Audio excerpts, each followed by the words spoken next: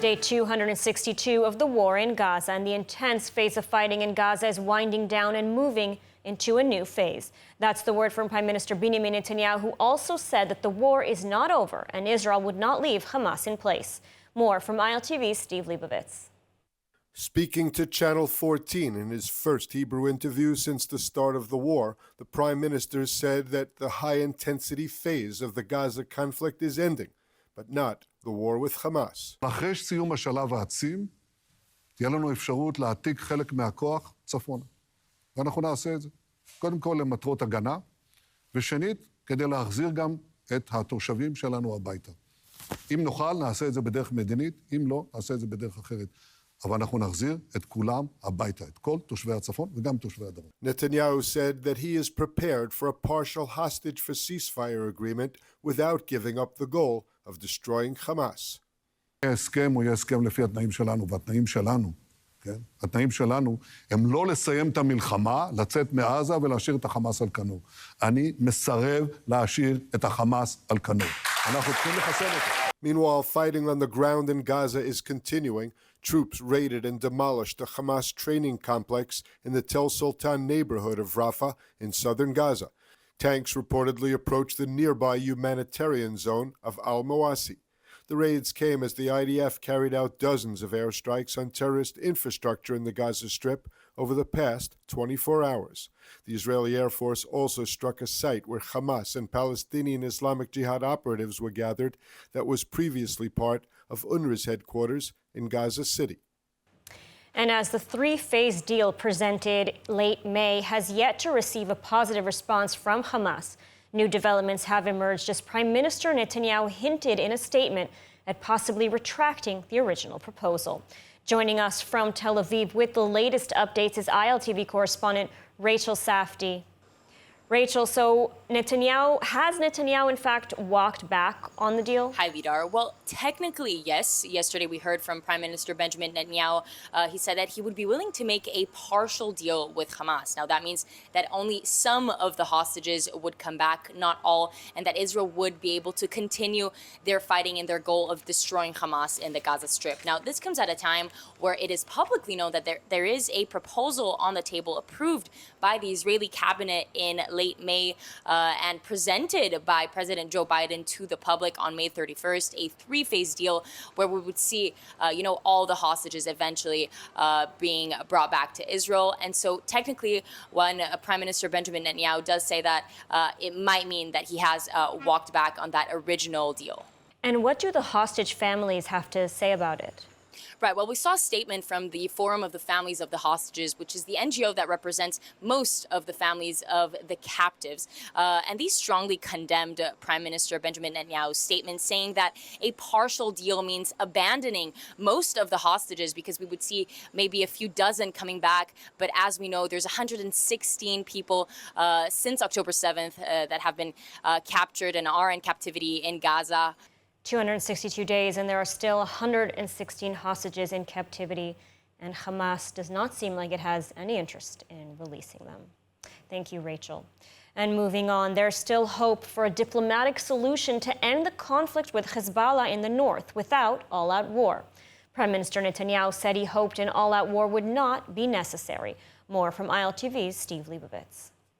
In the same interview on Channel 14, Prime Minister Netanyahu said Israel can fight on two fronts if necessary and is prepared for all scenarios. But when asked about recent indications that war with Hezbollah is coming, Netanyahu said he hoped it would not be necessary, but Israel would meet the challenge. The Prime Minister added that the current reality was unacceptable, and even with an agreement, Israel will need to enforce Hezbollah compliance to stay away from the border and safely return the residents of the north to their homes. Meanwhile, the cross-border strikes are continuing. An IDF soldier was seriously hurt as Hezbollah fired a swarm of attack drones. The drone launches came amid fears of wider conflict between Israel and the Iranian-backed Hezbollah in Lebanon, which has ramped up its attacks in recent months. The IDF said it shot down an unmanned aerial aircraft heading toward the country from Iraq. IDF fighter jets struck a building and an observation post used by Hezbollah in South Lebanon's Kafr Kila. A separate strike targeted a group of Hezbollah operatives in Taiba. Defense Minister Gallant is in Washington holding crucial meetings on the Gaza war, a potential war in Lebanon, and the transfer of U.S. arms. Gallant is expected to meet with U.S. Secretary of State Blinken, Defense Secretary Austin, CIA Director Burns, and Special Lebanon Envoy Amos Hochstein.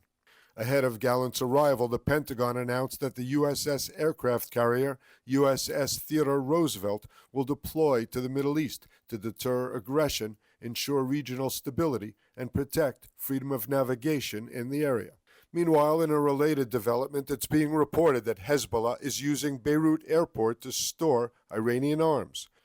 A report in the British Telegraph says Lebanese whistleblowers have come forward with allegations that Hezbollah is using Lebanon's international airport in Beirut to store large quantities of Iranian weapons. And as Israel may be on the brink of war with Hezbollah, Defense Minister Yaakov Galant is in Washington to try and ease disagreements between Jerusalem and Washington and ensure continued U.S. support. Joining us now to discuss the importance of Gallant's visit and continued U.S. support for Israel is JNS Jerusalem Bureau Chief Alex Trayman. Alex, thank you for joining us. Thanks so much, Lidar. Well, let's first start with this very public spat between Netanyahu and Biden. Netanyahu insisting that the U.S. is slowballing weapons shipments. The U.S. denies this. I mean, what's really happening here? Well, I do think that there must be something going on with the speed in which weapons are being delivered, because it's not like Netanyahu to make public spats with the United States. It's been quite the opposite. He's been absorbing a lot of criticism from Washington and doing it to, because Israel's in a war. He'd prefer to keep things under wraps. He said he's been talking about this for months behind the scenes. And it looks like the U.S. has admitted that early stages of the war, they were fast tracking weapons, and they're no longer doing that. So Netanyahu has got to make sure that Israel has what it needs if it goes to war against Lebanon. I think that's the only concern here. Now, Gallant is in Washington meeting with Biden administration, Pentagon officials to coordinate, but also to ensure continued U.S. support. I mean, is it concerning that he even has to make this trip as Israel is potentially on the brink of war with Hezbollah? Well, Gallant's trip comes just barely a week after Ron Dermer, who's a member of the War Cabinet, and Tzachi Hanegbi, who's the National Security Advisor, went to Washington. And I think that these trips have everything to do with planning the next phase of the war against Lebanon. There's certain things that can't be said over electronic cables and have to be stated in person. I think that's why Gallant is there. It's not to convince the United States to support Israel. The United States has already said that if Israel goes to war with Hezbollah, which is something that they don't want to happen, that the United States will stand squarely behind the state of Israel.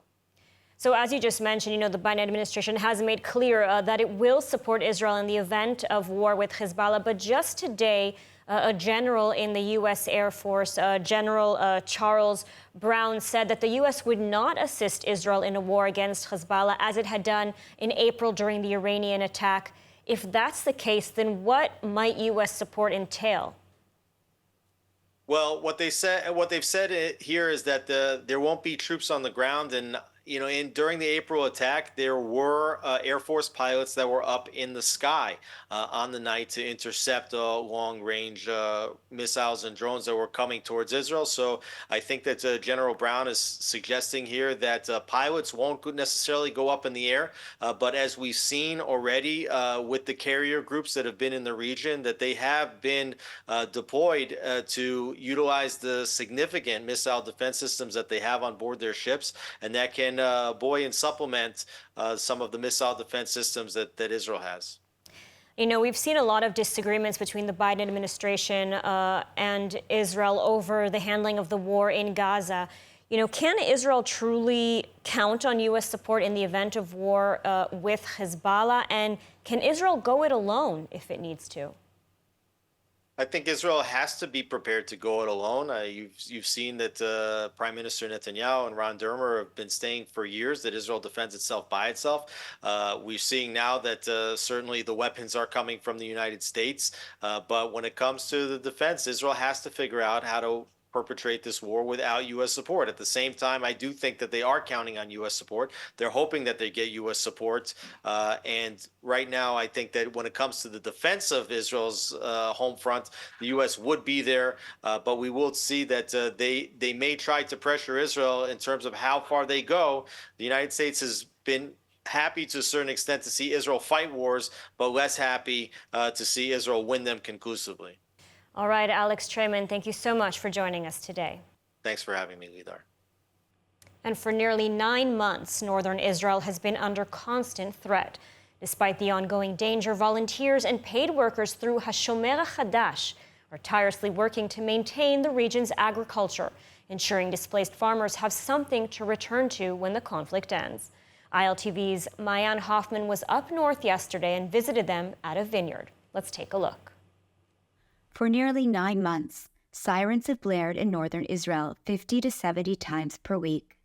Lacking sufficient bomb shelters and safe rooms, especially in the fields where many residents farm, over 80,000 people have been forced to flee. Today, around 60,000 remain displaced, unable to tend to their land. As a result, crops, including apples, pears, cherries, and especially grapes, were abandoned and left to die. However, HaShomer HaChadash, a Zionist social educational organization founded in 2007 by volunteers to safeguard the land and support farmers and ranchers, has stepped up to fill the void. On Sunday, I visited the fields of Moshav Dalton, where a team of HaShomer HaChadash agricultural workers were pruning vines and tending to the vineyards. Just minutes before I arrived, a rocket was intercepted directly overhead. לא כל כך פשוט, אבל אנחנו לא מפחדים, אנחנו פה. אין מה לפחד. תמיד היה לי חיבור מאוד חזק כבר לפני כמה שנים לאדמה, לקרקע, ודווקא כשראיתי שאנשים עוזבים, בורחים, ואני לא שופט, אני יכול להבין, בורחים בגלל המלחמה, אמרתי, אני צעיר, אני יכול, אני מסוגל, אז אני לא מוותר, ואני רוצה לעשות את החקלאות הזו. The teams typically start work by 6 a.m. and finish around 1 p.m. to avoid the heat. Nir Sneer, CEO of People of the Land, which collaborates with HaShomer HaChadash, explained that for many northern residents, the farms are their livelihood. When the war ends, they will want to return home. Thanks to HaShomer HaChadash's efforts, the agriculture will be alive and waiting for them. Additionally, farmer Shaket Haber stated that if they did not come to work, it'll be another small victory for Hezbollah. המסר זה לא לנטוש את השטחים האלה, זה שטחים שלנו, של ארץ ישראל. וצריך להמשיך לעבוד פה. And in Los Angeles, a protest outside the Adas Tor synagogue quickly escalated into violence as pro- and anti-Israel demonstrators clashed, leading to arrests and injuries amid scenes of chaos in the city's Pic-Robertson neighborhood. ILTV's Rachel Safdie has the report.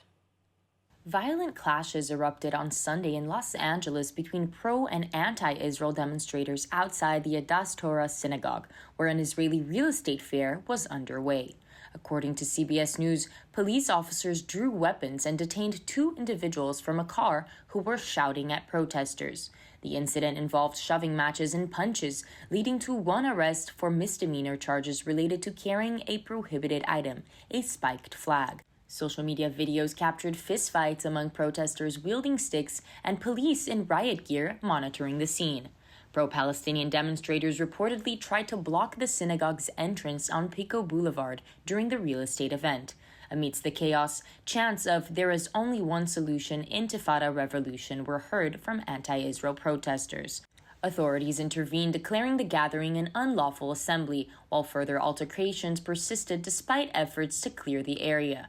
Despite reports of scuffles, former injury reports were not disclosed, although 1 Jewish woman was seen being beaten with a bloody face. Rabbi Herzl Ilulian, founder of the GEM Community Center in Beverly Hills, said that the protest doesn't belong in front of a synagogue. "I don't think the Jewish would go in front of a mosque or the Christian people will go in front of a mosque to do such a thing," he said. And meanwhile, in Russia, gunmen on Sunday opened fire on a synagogue, an Orthodox church, and a police post in 2 cities in the Dagestan region, killing a priest, over 15 police officers, and several civilians. The attacks took place in the cities of Makhachkala and Derbent, which is home to an ancient Jewish community and UNESCO World Heritage Site. A church and synagogue were attacked and then set ablaze. Gunfire exchanges were also reported in the center and at a synagogue in Makachkala, a main coastal city in the region. Some 40 people were also reportedly taken hostage inside a church, and after a fierce gunfight were rescued by security forces. Video of the shootings show men dressed in all black and shouting Allahu Akbar. Several of the gunmen were killed in firefights at multiple scenes.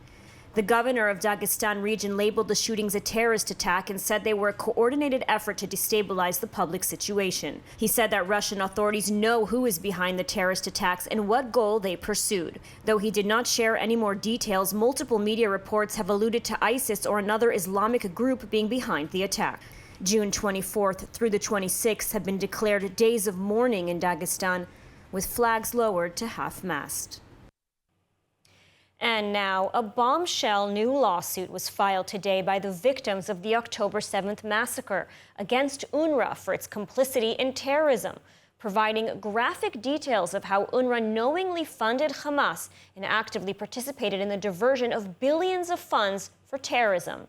The evidence against the UN body is damning. Let's take a look at the report. Victims of the October 7th terrorist attack filed a lawsuit today in U.S. federal court that provides new details on how UNRWA led a billion-dollar money laundering operation that funded Hamas. The lawsuit documents over a decade of alleged fraud and corruption in humanitarian aid to Gaza that was distributed through the United Nations. According to one of the lead lawyers in the case, the findings in the lawsuit demonstrate that UNRWA was aware of and actively participated in the diversion of funds earmarked to support the civilians in Gaza into channels that ensured those funds were used for terrorism and in violation of international law. One of the most damning pieces of new evidence presented in the case documents UNRWA's insistence that aid money be distributed in U.S. dollars, a currency that Gazan civilians could not use, and a unique practice only to Gaza that is not used in any other UN refugee program. This ensured that the dollars could not be used without going through Hamas money changers, who took 10 to 20% in fees. This payment scheme significantly reduced the real value of aid going into Gaza and gave Hamas an estimated $2 to $4 million every month. The lawsuit was filed by 101 plaintiffs against UNRWA and against 7 named commissioner generals, deputy commissioner generals, and a director who all oversaw the illegal schemes and were based in New York. UNRWA's operational costs and staff size per refugee served are nearly 10 times that of the UN High Commissioner for Refugees, further exacerbating the waste and abuse of aid meant for Gaza civilians and facilitating funding and support for Hamas terrorists. The lawsuit also provides proof that Hamas openly controlled 24 out of 26 leadership positions in the UNRWA employee union, that at least 10% of UNRWA employees were members of Hamas, over 100 were proven to have taken part directly in the October 7th terror attack, that UNRWA teachers held Israeli hostages in their homes, and that UNRWA was fully aware of how completely Hamas dominated all levels of UNRWA's educational system, even printing textbooks with a UN seal that taught children to write, "I will commit jihad to liberate the homeland." The lawsuit and the serious allegations once again highlight the need to defund UNRWA and the importance of shifting control of Gaza aid to the UNHCR or other partners. And joining us now with more on the lawsuit filed by victims of October 7th against UNRWA for its money laundering scheme, skimming billions in aid to Hamas, is Gabi Menon, founder of Law LLC and one of the lead lawyers in the case. Thank you for joining us. You're welcome. Now, allegations of how UNRWA employees were complicit in October 7th have been widely publicized, but UNRWA has said these are just a few bad apples. Your lawsuit now throws that excuse out the window and shows that UNRWA actively and knowingly helped fund Hamas. I mean, is that right? Is that the essence of this lawsuit? Yes, that's the main thrust. But actually, we list 8 or 9 different ways in which they provided material support. One of which was having employees who participated, but that's probably just one of many. But the main contention is that they inserted into Gaza since 2018, over $1 billion in cash. which was used to purchase the weapons, explosives, and other materials for the war machine. And what do the plaintiffs hope to achieve with the lawsuit? I mean, what's their end goal here? You know, the plaintiffs are suffering, and part of the real hardships in being a victim is just that your whole world is collapsed around you for doing nothing wrong. And so the very fact that they can try to hold accountable those connected to the destruction of their families is healing in a couple of different ways. Just the fact that we bring the suit. And one is that, and they all mention it, they just don't want this to ever happen to anybody else. And since money is the oxygen for these kinds of things, if they can somehow cause the funding to be dried up, so that's an achievement. And for their own healing, to also hold accountable who's done this to them. And then, of course, their due compensation. So they're seeking for some justice and compensation, but more importantly, the question of healing and to try to have an impact that nobody, not even the United Nations or a United Nations agency, can have impunity and can go ahead and aid and abet genocide or crimes against humanity without any consequences. That can't exist. And so that's the purpose. And you provide new and very damning evidence. How long have you been working on this case? You know, about our law firm, that's all we do is these types of cases. And in the research is months and sometimes years long before we can bring a case.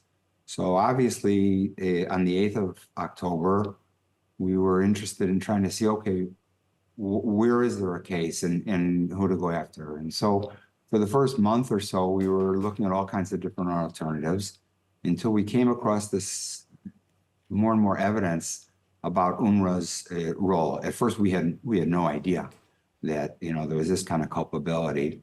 And so let's say from November until last night. So what is that? That's about 7 months of intensive research. And you filed the case today. What happens now? Well, first we have to serve all the defendants. Not all of them are necessarily present in the United States. So that takes some time. It's a procedural thing. Then the defendants are given an opportunity to respond once they've been served. So a couple months down the line, their attorneys will be filing some kinds of response. Either they'll answer the complaint, in which case the lawsuit proceeds, or they'll file some kind of motions that this case should not even be heard in a U.S. court based on various legal theories or grounds. In which case, then we'll first have to go through court procedures, which will take months and months to determine whether the court actually has jurisdiction to have the case. And then when that happens, then it'll go through the normal stages of a normal litigation. Well, Gabi, Menon, thank you so much for taking the time to speak with us today about this very important lawsuit. Have a good day. And now let's take a look at the weather forecast. Mostly clear skies are expected tonight around the country, with temperatures reaching lows of 22 degrees Celsius or 72 degrees Fahrenheit. Then tomorrow, partly cloudy skies and warm temperatures are expected, as we should see highs of 35 degrees Celsius or 95 degrees Fahrenheit. And that's a wrap for today's news. For the latest updates from Israel on all your devices, be sure to follow our ILTV channels, subscribe to our ILTV newsletter, and explore our website, iltv.tv. Stay informed with the latest news straight from the heart of Israel. I'm Madar Gavelazi. Be well, stay safe, and thank you so much for watching.